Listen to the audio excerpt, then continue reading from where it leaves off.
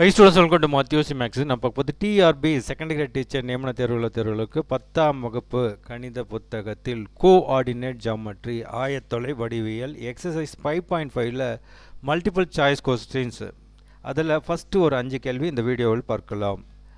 இப்போ கேள்வி என்ன அப்படின்னு பார்த்தீங்கன்னா, the area of the triangle formed by the points -5,0 0, and 5,0 is -5, 0, 0, -5 மற்றும் 5, 0 ஆகிய புள்ளிகளால் அமைக்கப்படும் முக்கோணத்தின் பரப்பு. இப்போ இது எல்லாருமே என்ன பண்ணுவீங்கன்னா ஃபார்முலா வச்சு போடுவீங்க. நான் அந்த மாதிரி போட போகிறதில்ல, கொஞ்சம் மாற்றி யோசித்து போடுறேன். ரைட்டுங்களா? இப்போது ஃபார்முலா வந்து ½ × σ x1 × y2 - y3 அப்படின்னு வரும் இல்லைங்களா? அப்படி இல்லாமல் இந்த பாருங்கள், இப்படி ஒரு கோடு போட்டுக்கோங்க. அப்புறமா இப்படி ஒரு கோடு போட்டுங்க, XY ஆக்சிஸ். ரைட்டுங்களா? எக்ஸ் டேஷு, அப்புறமா ஒய் டேஷ். ரொம்ப சிம்பிள் தான், சொல்கிறது தான் கொஞ்சம் லென்த்தாக இருக்கும். ஃபஸ்ட்டு பார்த்தீங்கன்னா -5, 0. இப்போ இந்த இடத்துல -5, 0. அடுத்தது 0, -5. எக்ஸ் வந்து 0, ஒய் வந்து இங்கே 0, -5. அடுத்தது 5, 0. இந்த இடத்துல 5, 0. இப்படி இருந்துச்சுன்னா இந்த லென்த்து 5, இந்த லென்த்து 5, இந்த லென்த்து 5. சார் நெகட்டிவில் வருது சார் -5. நமக்கு தேவை யூனிட் தான். ரைட்டுங்களா? அதாவது லென்த்து எவ்வளவு 5 யூனிட் நகருது அப்படின்ற மாதிரி. இப்போ நான் இதை ஜாயின் பண்ணிக்கிறேன். அவன் என்ன சொல்கிறாங்கன்னா, இதில் அடைபடக்கூடிய இந்த புள்ளி இந்த புள்ளி இந்த புள்ளி ஜாயின் பண்ணோம்னா இப்படி ஒரு முக்கோணம் வரும். ரைட்டுங்களா? இப்போ இந்த முக்கோணத்தின் பரப்பு தான் கேட்குறாங்க. எக்ஸும் ஒய்யும் செங்குத்தாக வெட்டி கொள்ளுன்றதால இது 90 டிகிரி, இது 90 டிகிரி. 90 டிகிரி வந்துச்சுன்னா செங்கோணம் முக்கோணம். செங்கோண முக்கோணத்துக்கு ஃபார்முலா என்னன்னு பார்த்தீங்கன்னா, பொதுவாக முக்கோணத்துக்கு ஃபார்முலா ½ × b × h. அப்போ b என்பது இது தான். ரைட்டுங்களா? 5. ஹைட் என்பது இது 5. இதே சிமிலர் ட்ரையாங்கிள் தான் இது. அப்போ இது ஒரு தடவை, இது ஒரு தடவைன்றதால அப்போ ஒட்டு மொத்தமாக 2 தடவை.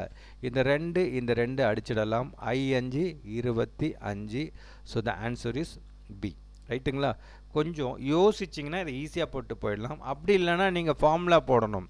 முக்கோணத்தின் பரப்புக்கு ½ σ x1 × y2 - y3 போட்டால் அப்படி போட்டாலும் வந்துடும். ரைட்டுங்களா? ஓகே. அடுத்தது, a man walks near a wall such that the distance between him and the wall is 10 units. Consider the wall to be the y-axis. The path traveled by the man is. ஒரு சுவரின் அருகே நடந்து சென்றிருக்கும் ஒரு நபருக்கும் சுவருக்கும் இடையே உள்ள தூரம் 10 அலகுகள். சுவரை y அச்சாக கருதினால் அந்த நபர் செல்லும் பாதை என்பது அப்படின்னு கேட்குறாங்க. இப்போது இப்படி ஒரு x ஆக்சிஸ் y ஆக்சிஸ் போகிறோன்னு வச்சுக்கோங்களேன். இது x, இது y. இதுதான் சுவர். ரைட்டுங்களா? இதுதான் சுவர். இந்த சுவருக்கும் ஒரு நபர் இங்கே வந்து நடந்து போகிறாராம். இதுக்கு இடைப்பட்ட தூரம் வந்து 10. அப்போது இவர் இப்படியே நடந்துட்டு போகிறாரா, இப்படி தான் நடந்துட்டு போகணும். ரைட்டுங்களா? ஒரு சுவரின் அருகே நடந்து சென்று கொண்டிருக்கும் இந்த சுவருக்கு பேரலாக அவர் நடந்துட்டு போகிறாரு. எவ்வளவு டிஸ்டன்ஸ் தள்ளின்னு பார்த்தீங்கன்னா 10 அலகுகள். 10 அலகுகள் தள்ளி நடந்துகிட்டே போகிறாரு. அப்படின்னா அவர் செல்லும் பாதை என்னவாக இருக்கும்? இந்த parallel to y ஆக்சிஸ்னால் அது x is equal to a constant, that is x is equal to 10. ரைட்டுங்களா? அப்போ ஆன்சர் இஸ் ஏ. அதாவது சுவர் என்பது YH இணையாக இந்த இடத்துல அப்படியே 10 யூனிட் அந்த டிஸ்டன்ஸ்லேயே மெயின்டைன் பண்ணிக்கிட்டு நடந்துகிட்டே போகிறாருன்னா that is parallel to y axis, which means x is equal to a, x equal to some constant. இந்த இடத்துல கான்ஸ்டன்ட் இது 10 அலகுகள். So a is the answer. அடுத்தது, the straight line given by the equation x is equal to 11. ஒன்றுமே இல்லை. இப்போ அதை நம்ம பார்த்தோம் இல்லைங்களா? இது x is equal to 10, but இந்த இடத்துல x is equal to 11 இப்படி போடுறோம். இது x ஆக்சிஸு, இது y axis. x is equal to 11னா 0, 1, 2, 3 போட்டு 11. அப்போ 11 போட்டோன்னா இப்படி இது முழுக்க 11. ரைட்டுங்களா? 1, 2, 3, 11 இங்கே இருந்துச்சுன்னா இந்த இடத்துல ஒரு கோடு போட்டிங்கன்னா parallel to y axis. parallel to y axis எங்கே இருக்குதுன்னு பார்த்தீங்கன்னா பியில் இருக்குது, ஒய்ஹெச்சுக்கு இணை. ரைட்டுங்களா? ஓகே. அடுத்தது 4வது, 5, 7, 3, p and 6, r collinear then the value of p. Collinear அப்படின்னா ஒரே கோடு அமைந்தவை அப்படின்னு சொல்லலாம். பேரலல் அப்படின்னும் சொல்லலாம். அப்படி இல்லைன்னா 2 இணைகோடுகளுக்கான சாய்வு என்பது சமம் அப்படின்னு சொல்லலாம். ஒரே கோட்டில் இருக்கிறதுக்கு சாய்வு சமம் அப்படின்னு சொல்லலாம். ரைட்டுங்களா? ஒன்றுமே இல்லை, ரொம்ப சிம்பிள். கொல்லினியர்னா ஒரு கோடு அம்மந்தவை அப்படின்னு ஒரு அர்த்தம். இதோட சாய்வு இந்த புள்ளியில் எங்கேயாவது 2 பாயிண்ட் எடுத்து சாய்வு எடுத்திங்கன்னா இன்னொரு ஏதாவது 2 புள்ளி எடுத்து சாய்வு எடுத்திங்கன்னா ஈக்குவலாக இருக்கும். அது ஒரு கான்செப்டு. இப்போ 2 இணைக்கோடுகள் இருந்தால் இதோட சாயும் சமமாக இருக்கும் அப்படின்னு சொல்லலாம். கான்செப்ட் ஒன்று தான். கொல்லினியராக இருந்தாலும் பேரலாக இருந்தாலும் ஸ்லோப் வந்து ஈக்குவலாகவே இருக்கும்.